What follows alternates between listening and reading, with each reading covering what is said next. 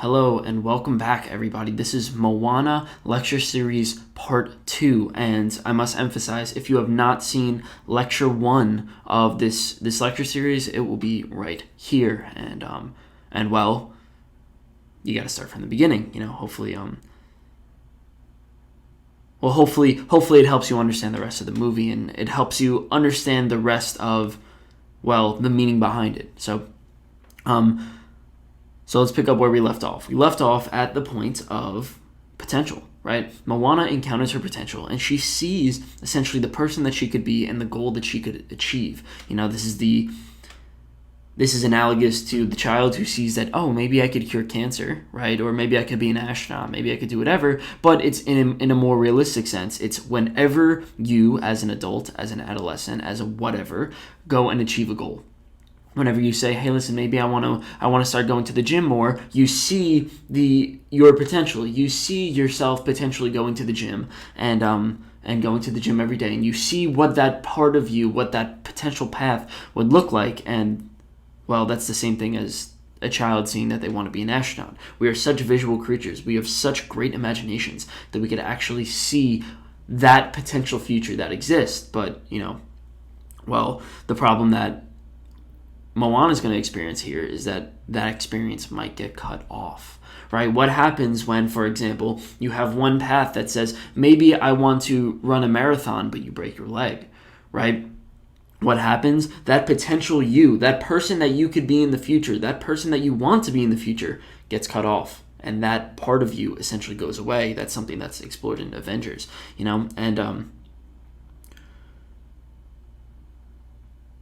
And while we all have this, whenever we set a goal, we all have this potential, person that we want to be and goal that we want to achieve, and therefore we're all going to have this potential avatar. But what you're going to see is that some things get in the way.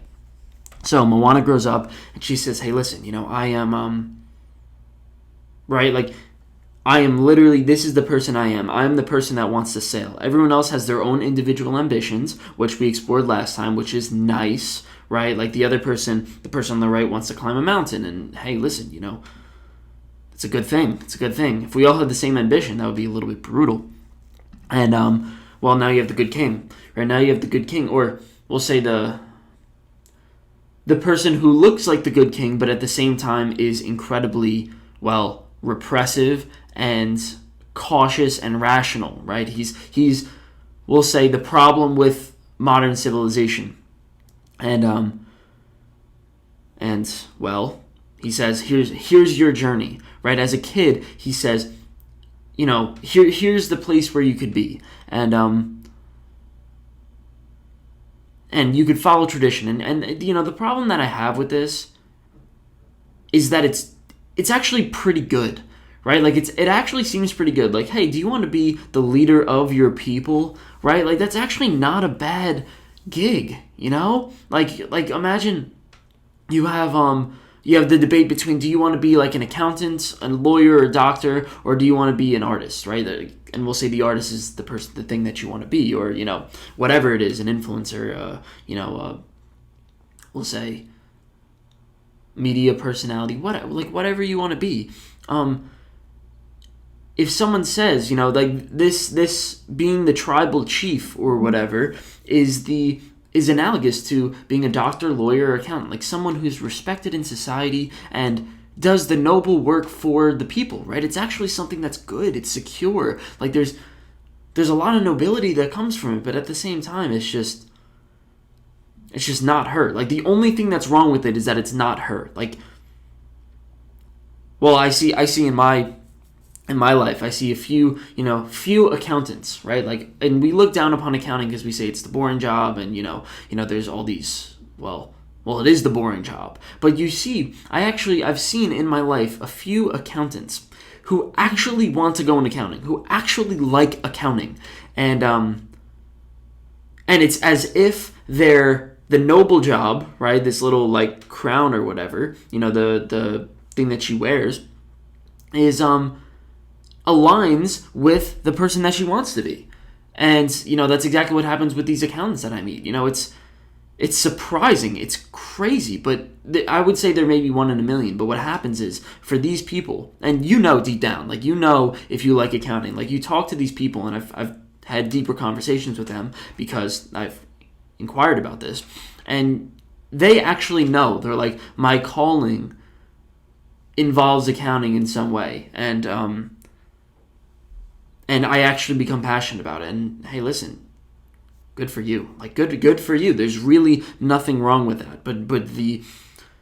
But for the other 99% of us, we're in this debate of, there's the person that I want to be, and there's the thing that's a little bit more secure and safe and noble, and we're gonna have to choose. And well, you can see Moana doesn't really take it well, right? She's really not happy about it, and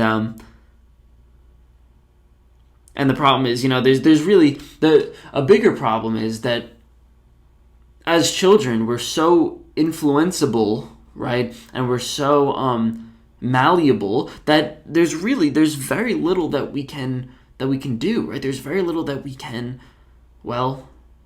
resist, because we're at this point, she's like 10. It's like, you're eventually going to have to compromise, because your parents are going to be most likely aggressive about it, because, they're supposed to be, right? That's part of discipline. And it's tough. It's tough. I mean, I had this problem in my life, right? The reason why I'm so adamant about accounting is because my parents wanted me to be an accountant, and hey, listen, kudos to them, right? Like, the fact that that they want me to be something noble, to be something safe and something secure, and then one day I said, hey, listen, guys, I don't want to be an accountant. I don't want to do it. There's nothing here for me that follows my dreams, right? Like, I am Moana right here. Maybe this is why I identify with the story so much. Like, I am Moana right here, and I just can't. And one of the things that I told my dad, and it helped. It helped, where I said, I go, as long as I could be the best in something, right? There's this crazy debate between, like, should you go for the thing that you want to go for, or the thing that you should go for? And my argument for the thing that you want to go for is, if I go for the thing that I want to go for, then I will have more passion going for it, just naturally, right? As a result, my brain will start saying, go, go, go, keep going, right? Which is why I'm doing this lecture. And if I do that, and if I pursue it to the maximum that I possibly can, then I could be at the top of all, we'll say, I don't know, whatever I am right now, like whatever this constitutes. You could say influencer, but I hate the word influencer. Something more of just, academic who likes to translate messages to the people. So this niche that I'm in, if I could become the best in it, the top 1%, then I can, attain the security that my parents want me to do. And my dad, he said, yes, you're right? Like, someone who's the best garbage man. This is what he said. He goes, someone who's the best garbage man makes as much money as an accountant, or probably more, right, than your average accountant, because he has ascended to the top of his niche, and most likely is owning a garbage business or whatever. And but the problem is that you need to follow your heart with, we'll say, as much passion and ferocity as you possibly can. The other option is, for the safe and secure route, you could be a little bit more lackadaisical, and as a result you probably will be, because, if your heart's not telling you to be an accountant, if your fundamental motivational systems, which I believe are there, right, would actually tell you, hey, listen, maybe you should adventure a little bit more, maybe you should follow your heart, those aren't active when you're doing accounting, when you actually don't like accounting. So you're going to work maybe at, we'll say, 60% capacity. And a great story is Matthew Mcconaughey, right? Matthew Mcconaughey, he called up his dad one day, and he was supposed to be a lawyer. Calls up his dad, and he says, hey, Dad, I want to be an actor. And his dad goes, contemplates, is a little unsure of what to say. And then he says, is this what you want to do? And Matthew McConaughey says, yes. And he goes, okay, then don't half-ass it. Don't half-ass it, right? And that's exactly what the meaning is. It says, if you really want to follow your heart, if you really want to go, if you really think that you deserve to be in this, we'll say, the few people who actually do what they want to do in their lives, which, according to a recent Gallup poll, 85% of people are miserable at their job. 85% of people. So if you want to be in, we'll say, the top 15%, but maybe probably even higher than that, because, well, some people will say probably didn't want to be an accountant, but they just said, okay, maybe I like it anyways. Maybe it's not too bad. So if you want to be in that real top 1% of people who actually like their job and who actually wants to, well, go there every single day and, and actually is working hard at it, you got to be the person who works the hardest out of everybody, which,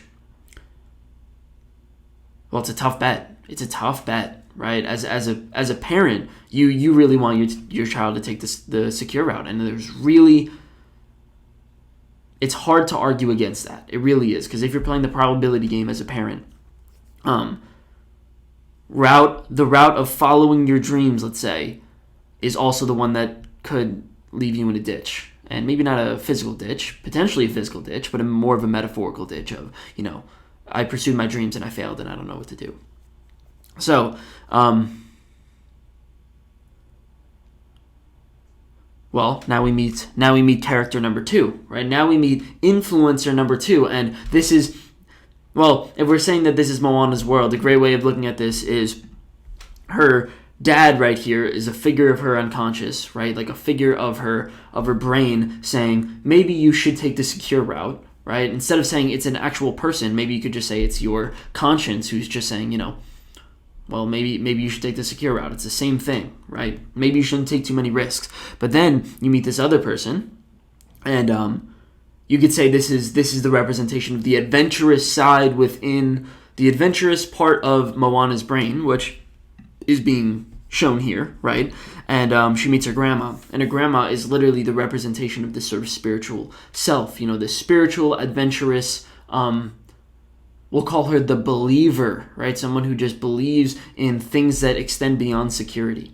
And if you notice, the grandma and the father have no similarities whatsoever. They are literally completely separate personalities, and that's the point. The point is,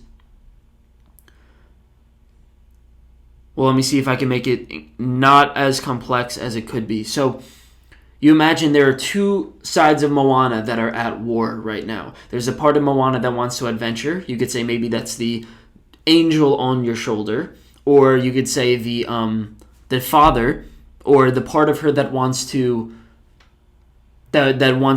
doesn't want to take risks is on the other side of her shoulder. And maybe you could call it the devil, but really the devil and the angel are very interchangeable in real life. In this case, you say the devil is the adventurous side, and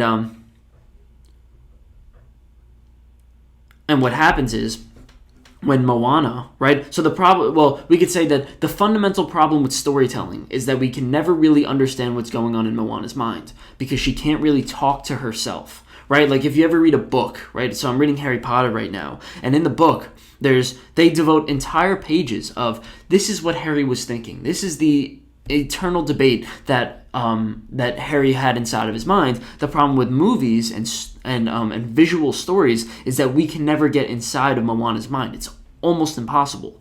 So and the best we could do is facial expressions and something like this, right? But really, it's not enough, right? So what a good director does a good director does to make up for this fundamental flaw in visual storytelling is that instead of having these debates within yourself and having just a complete, we'll say, this is what Harry or Moana was thinking, you represent these internal measures or internal personalities of internal drives, you could say, in the most basic sense, of Moana as people. And then you have Moana interact with those people. And that's exactly what it means to be talking to the angel on your shoulder and talking to the devil on your shoulder, right? Like, it's the same exact thing. So, for example, when Moana talks to her grandma, right, the representation of the adventurous part of her is essentially just her thinking.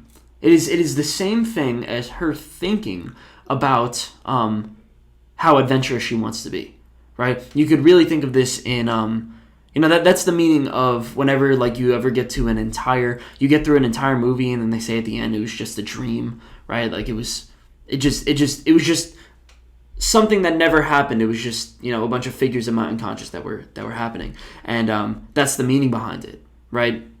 The meaning behind it is maybe every single character in every single story, like The Wizard of Oz, where she wakes up and she's like, oh my god, it was just a dream. They're really just figures of, in that case, Dorothy's unconscious that are just that are speaking to her, and she's interacting with them. So in this case, you have Moana speaking to, we'll say, the adventurous side of herself, right? And that's exactly what we meant before when we said this is your universe, this is your world. So she's speaking to this adventurous side of herself, and you could tell, they're in complete harmony, right? Everything is working perfectly when they are together, and at the same time,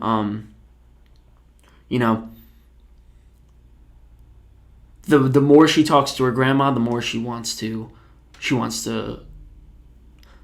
pursue the adventurous side of her, which in a psychological sense, or we'll say in a basic sense, means she's starting to integrate her grandma into her personality. She's starting to act more like her grandma and follow her grandma's advice, right?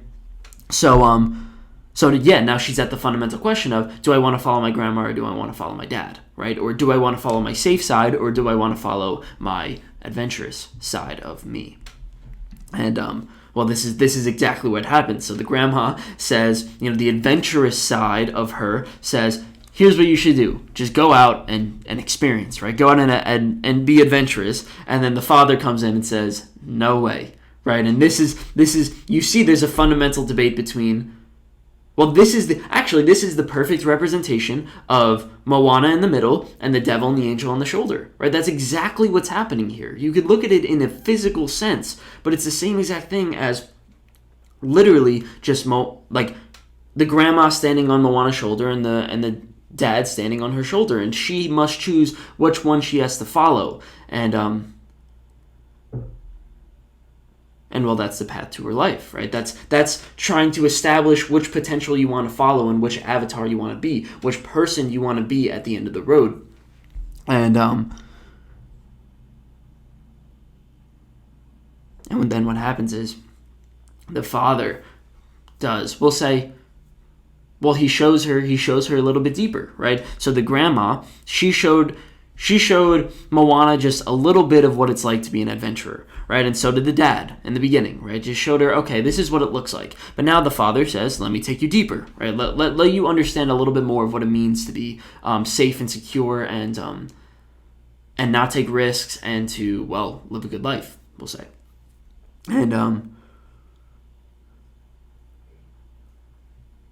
the archetype that they had here is that no matter what, you get to grow on the previous generation, right? You get to put a stone on top of all the other stones, and you get to raise the mountain, right? This mountain, which is the highest point, you get to raise society just a little higher, right? You get to raise society one stone higher than it was before, and we get to have this little progression that happens. And you see that in traditional society. If you're trying to determine whether or not, for example, you want to be an accountant and your dad was an accountant, then you're probably going to be a little bit better off because your dad probably made some mistakes and you lived with your dad for about 18 years, and then you realize, okay, wait a second, I could correct some of his mistakes and I could be better at them, right? That's the fundamental meaning of the Lion King, right? That's the circle of life. If you listen to the song Circle of Life, it's literally you get to have small progressions year after year, generation after generation, and but there's nothing about breaking the mold, right? You just keep the mold and you just build on top of the mold instead of completely destroying it and starting something new or doing something different, right? That's the Lion King, and that's where you could say the Lion King falls short, because the Lion King only says, Mufasa was king. What is Simba going to do? He's going to be king, but he's going to be a little bit better. Moana says, I could be queen, right? I could be queen. My dad was king, so we'll just go with the same. I could be ruler. My dad was a ruler, and I could just be a little bit better of a ruler. Moana says, no, that's not for me. And well, if you're looking for the archetype behind that, that's Frozen, right? Frozen 2 is that exact meaning. So we'll say Moana takes the bait, right? She takes the bait, and hey, listen, one of the things that happens in our lives is that we realize that maybe, maybe security is a good thing. Like I say that the devil and the angel are interchangeable because I really do believe that there is some value in security, right? There is a lot of value in security, and I wouldn't say there's no shame. Well, I would say there is no shame in taking something that is safe and secure because, well, for example, I've met a lot of my friends who just don't have that extra drive in them, that extra gear to say, I'm going to follow my dreams and I'm going to do it. I'm not going to half-ass it. I'm going to go 100% as hard as I can, and I'm going to follow my dreams, to the best of my ability. A lot of my friends just don't have that, right? They just don't want it. And for those people, that's okay, right? Like there's literally no shame in doing that. But this movie targets a specific type of person. And if you like this movie, it targeted the specific part of you that wants to be more than secure. So for Moana, she sort of takes the bait, right? She wants to essentially not adventure and just sort of, stay within the bounds, and she wants to follow her father. And you could tell, I think it's really funny. So what happens is you go here, and so she's walking down, and she's sort of like, this is very subtle, but she's walking down, and like they're accepting her as chief, and she looks over and she sees her grandma, right? And her grandma's essentially doing the same thing, just sort of dancing in the water, happy to be an adventurer and happy to be in touch with, the aspect of life that is the water. So she looks over there, and then a fundamental thing happens, which I find is so hilarious. She puts on this face, right? So she looks away, and she puts on this like confident, brave face, and says, she goes from, there's this little calling in her right now of following her grandma, leaving the, taking off her little like helmet, right? I forget what it's called, but like this little, we'll say ruler's crown. It's a crown. Takes off the ruler's crown and just run and just join the grandma, right? There's that part of her, but it's suppressed, right? It's repressed, and she literally is not embodying that right now. We could say the devil has won a little bit, and that's what this face is. This face is, I felt this little slip, right? I felt this little calling inside of me to do something else. I'm just going to conquer it, and I'm just going to deal with it, and I'm just going to overcome it, right? And what does that mean? That is the ego. That is the ego in full representation right there. I have this face, or at least I would say I still have this face all the time when I experience this little wandering thought of maybe I should be doing something else. Maybe we'll say spiritual side of me or the animal side of me, whatever this represents, right? Teka and the goddess, right? Whatever they represent, maybe they're calling me just a little bit. And then automatically, if your ego takes over, right, which is exactly what you do if you say you want to work out 25 hours a week, and that's exactly what you say. That's exactly what you do when you repress or suppress is the right word, some of these thoughts. Your face sort of looks like this. You have this sort of determination face to say, okay, this thought that I had was stupid, and I'm just not gonna do it. And that's the exact meaning behind this. Fighting it, right? Like within herself, she is committing what this movie is called original sin. What this movie is called the fundamental flaw in humans, which is I am going to fight my unconscious. I'm going to fight whatever my brain is telling me to do. I'm going to fight the side of me that wants to explore. And just in this little act, right, of going from, okay, maybe you want to do it, to I'm going to conquer my unconscious mind, she's committing original sin. And that's what we do every single day. So this morning I was reading Sigmund Freud, and Sigmund Freud, man, he gets a lot of like people going against him. He has a lot of people who just say like he's some crazy old guy. But if we're really going to be honest, he has contributed a lot of amazing things to society. So exactly what I'm going to tell you is, well, exactly what Freud predicted. Freud says, so he has a book, it's called Civilization and Its Discontents. So essentially, civilization and its problems. And he says that the fundamental problem of humans is that we do exactly this. He explained this in an entire book. What he said is, humans, three parts. Humans believe that we know what it is to be happy. Right? We have a fundamental belief that we understand what it is to be happy, and we impose that upon our children. So that's exactly what this is, right? This is Moana's dad saying, I know what's going to make you happy. You don't know what's going to make you happy. I know what's going to make you happy. We do that, part 2, by suppressing our internal emotions, right? We do that by looking at this part of ourselves and saying, wait a second, this part of ourselves is not productive for society, right? Like maybe this is not the best action to take. That's part 2. And what he says is the 3 main things that we suppress is aggression, right? Male aggression, and you could see that in Fight Club, right? Fight Club is literally all about the male suppression of aggression. And what he called the destruction instinct, which is essentially the Joker, right? The Joker in The Dark Knight, if you were to think of it that way. And then sexual impulses. Sexual impulses is essentially, why do we choose a system like monogamy when humans are undoubtedly, scientifically, essentially proven to be polygamous, right? Like we like multiple partners. We essentially don't really work well with just one partner. And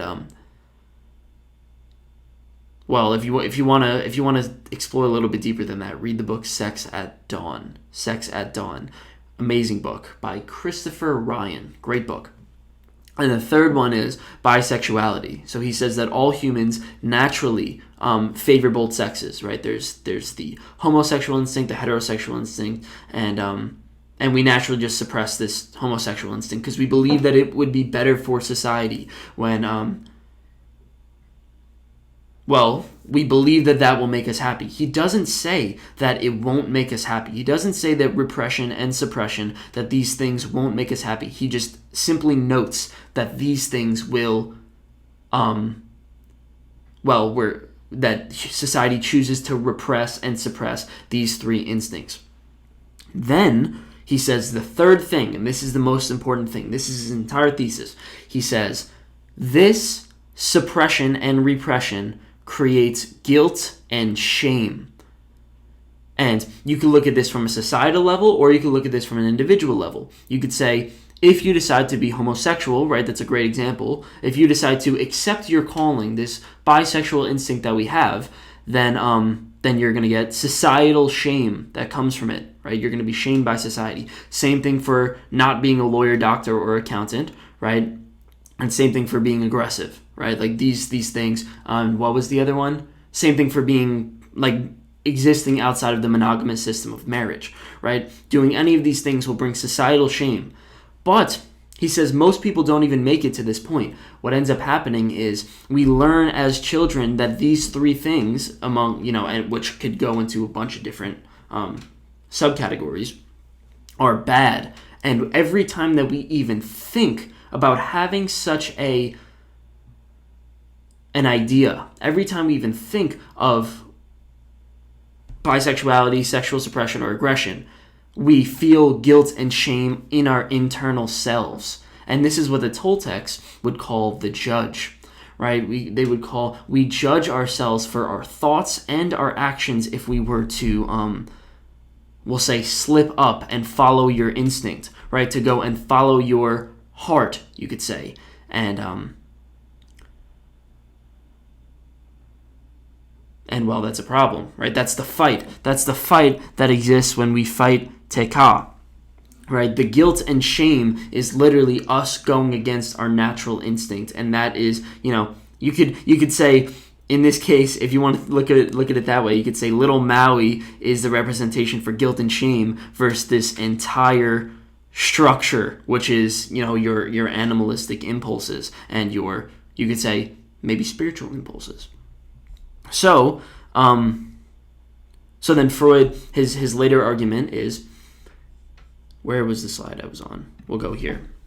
So then Freud says, this guilt and shame therefore creates a judge, which then creates a victim, right? And the Toltecs would say there's a judge and a victim, right? This is the structure that I'm basing it off of. And the victim is the fact that because we judge ourselves so harshly, because we want to fight our animal impulses, which is fighting Teka, because we want to suppress and fight our animal impulses, which Moana is doing right here, then what happens is we punish ourselves. We have this natural impulse to feel shame and guilt and punish ourselves for these thoughts, for these actions, for these, we'll say, for these thoughts and actions, for these missteps that we do. And that's the victim, right? And God, how true is that? How true is that? Like, how often do we hold up a moral value for ourselves when, well, sometimes the values are bad. So, for example, this is my problem. We'll bring this back to the Christian religion because this is my main problem with Christianity. They look down upon, they say no sex before marriage, and they say you shouldn't be homosexual, right? Those two things are technically sin, right? And when you look at both of those things, those are both animal impulses. Well, let's go to the facts, right? So for somebody who represses their, this was a great stat, it was in Sex at Dawn. For somebody who says, I want to abstain from sex until marriage, essentially, I want to follow the Bible to the T. I want to follow it completely, which is essentially the repression of sexual instinct, which is, if we're going to go by analogy, that is the removal of the heart from Tefiti, right? That is the removal of life. That's the removal of sexual energy, the removal of natural impulse from life, from Tefiti. Then what happens is you create Teka. And 88% of those people who say that they want to be abstinent, 88% of those people who say they don't want to have sex until marriage fail. So only 12% succeed. 12%. And those are the people who successfully fight Teka, which, well, it asks the question, why are we fighting Teka in the first place? Right? Like, why do we feel this need to be abstinent until marriage? Why do we feel the need to fight ourselves? And it's the same thing with homosexuality, right? The problem with homosexuality is, well, you say, the Christianity says, okay, you should definitely not go and do this, right? Definitely don't do this, even if your heart is telling you to, even if you draw this little boat, right? And, for this boat, we'll say your passion or whatever is a homosexual tendency. What ends up happening is you literally have to fight Teka and Tefiti, or you repress Tefiti, right? You fight Teka, which is this, and then what happens is you have the case like we have in the church, right? In the church, there's all these cases of priests abusing little boys, right? And it wouldn't be too abstract, it wouldn't be too controversial to maybe say that a lot of these priests said maybe they felt some urge to be homosexual, and they just said, wait a second, if I don't want to get married to a female, then I might as well just be a priest, might as well just not take on a wife, because that's what priests do. And then it manifests itself in something like Teka, which would be abusing little boys, right? So You can see this sort of play out in this idea of suppression, and we want to fight it. Like you asked the question, like, do these priests, do they actually want to abuse these little boys? And when I say want, I mean, like, do they actually feel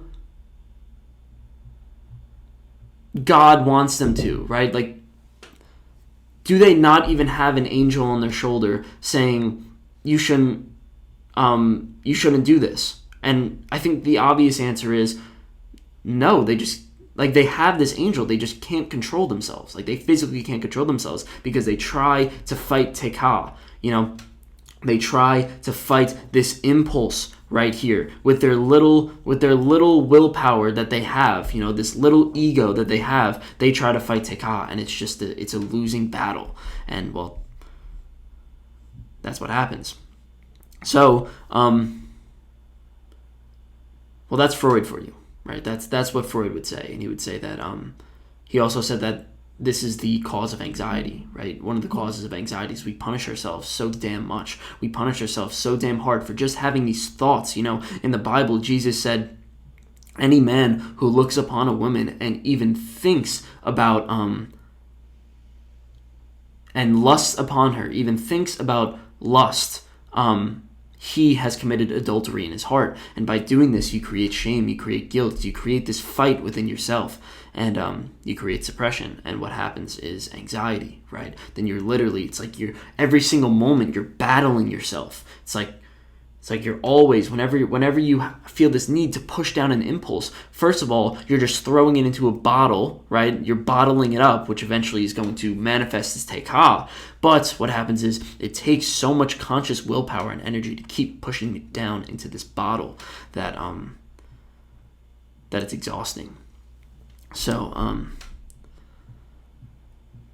that's what happens, right? What happens is in the story of Moana, you have, so Moana chooses wrong, and then she realizes, they say the coconuts are dying, right? Actually, you know what? How long have we been going on? That might be a good place to stop. No, we still have more to go. Never mind. So that's probably the end of that, right? That's probably the end of that intro. But let's go on a little further, and we'll move on to some different archetypes, different theories, different ways of thinking. So the next thing that happens is, so Moana's chosen the wrong path, right? She's learned the wrong thing, and she's picked the devil, you could say. And what automatically happens is the coconuts, right, the things that gave them life, gave them food, right, go dry. They go dry.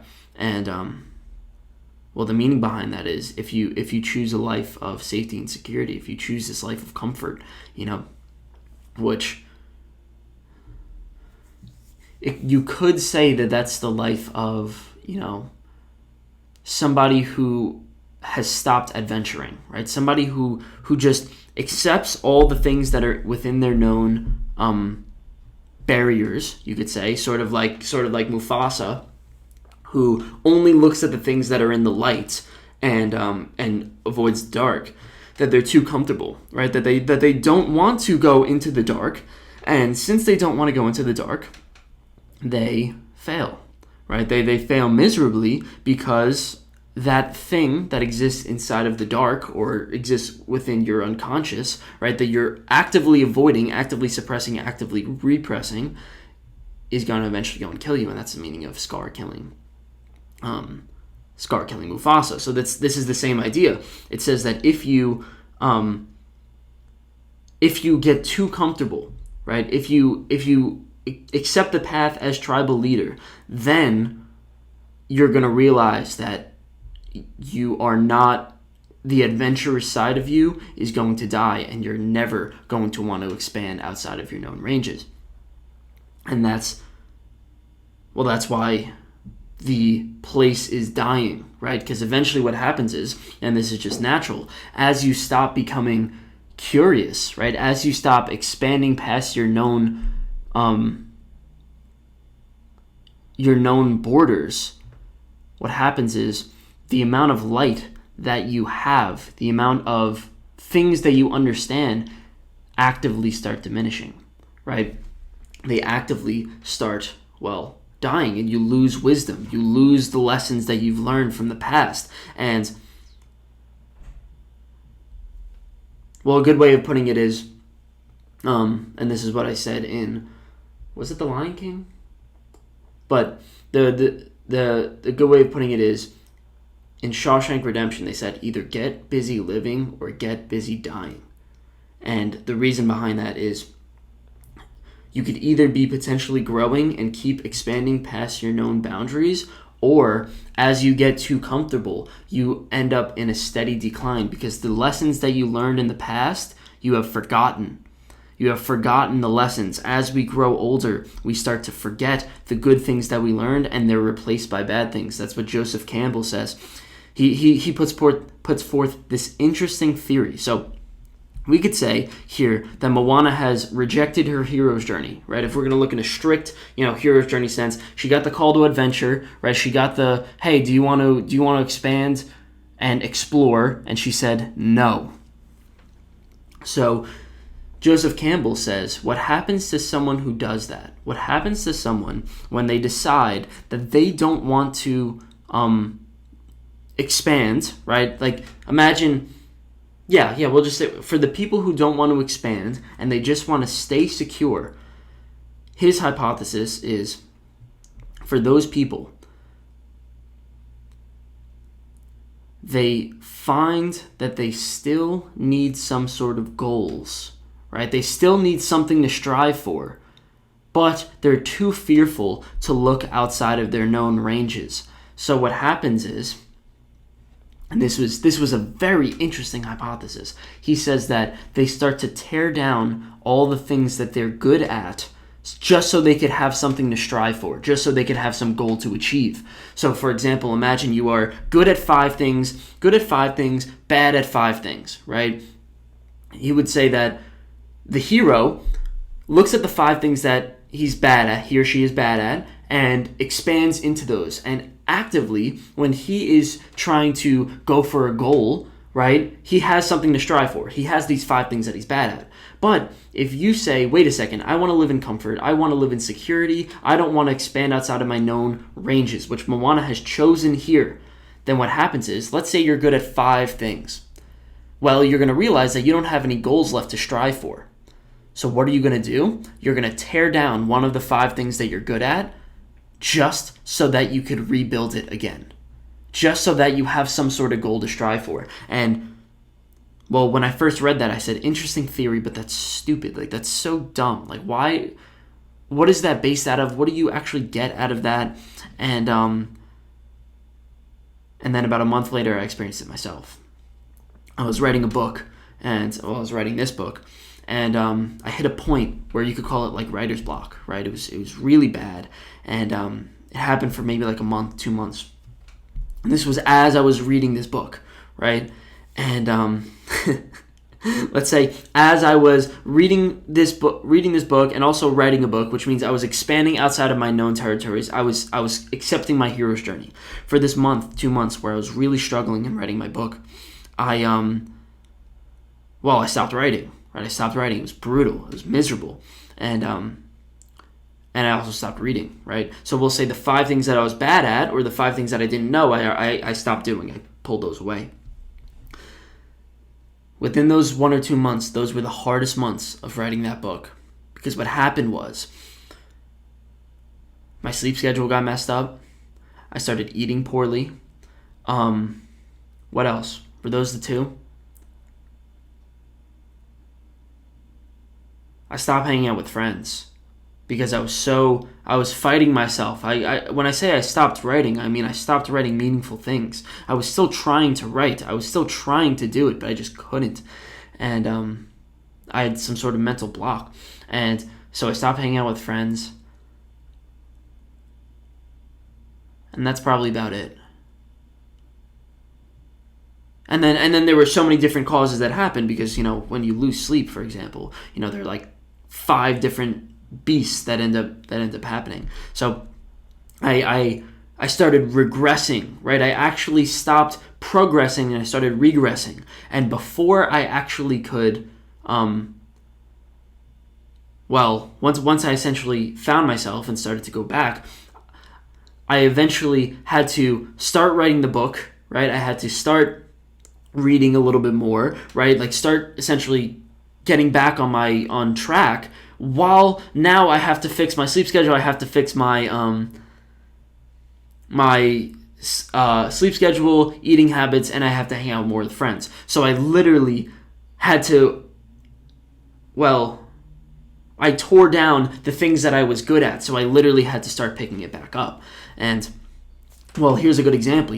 This is what happened for almost everybody during quarantine, right? That's a great example. During quarantine for COVID, right? People essentially, we had goal systems, we had goals that we were striving for, and then suddenly the world says, you can't strive for those goals anymore.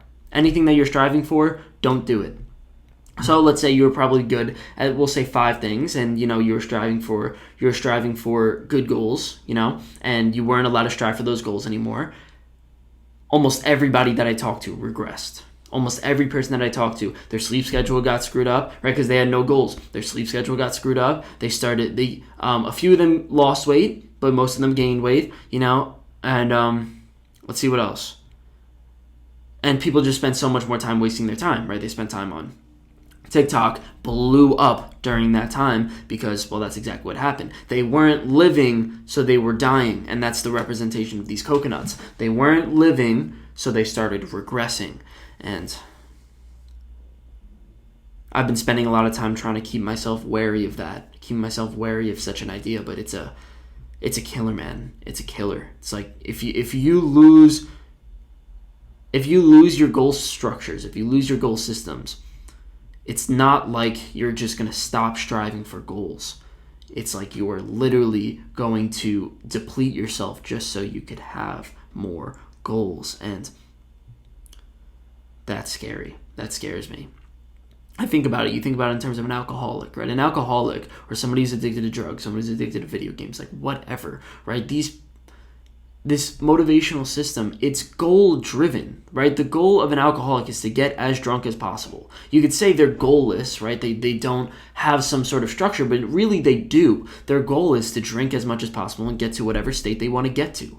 And, to deny the existence of a goal structure is the problem, right? So the question is, do you want to strive for meaningful goals, or do you want to strive for meaningless goals? And, you could say that getting as drunk as possible is a pretty meaningless goal. And when you have a meaningless goal like that, like we'll say, in this case, we could say Moana has a goal that's not the goal that she wants to pursue or that she should pursue, then you are not living, you are dying. Brutal. It's a brutal reality, but that's how it is.